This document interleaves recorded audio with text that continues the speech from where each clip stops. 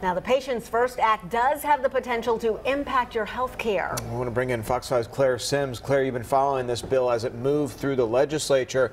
What does it mean for our viewers? Well, the simple answer to that question is we don't know yet. Basically, what this law does is it gives the governor options to go ahead and look at how we could improve Georgia's health care. So what he plans to do is hire a private consulting firm. That consulting firm is going to look at all the issues we have in Georgia, from rural health care problems to just not having enough providers and all those people who fall in the so-called coverage gap. Then that consulting firm is going to come back and give the governor options for what we can do. So, Claire, the state has to get federal approval for this. Yeah, so that would be the next step. Once he figures out what this consulting firm says is the best path forward, he will have to apply for waivers from the federal government.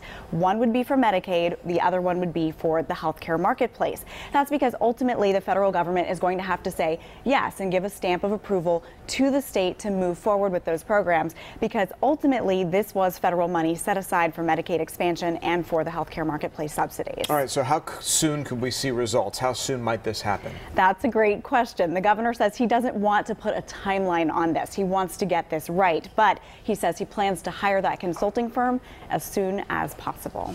All right. Well, Claire, thank you so much for breaking this down for us. Of course. Thanks, Claire.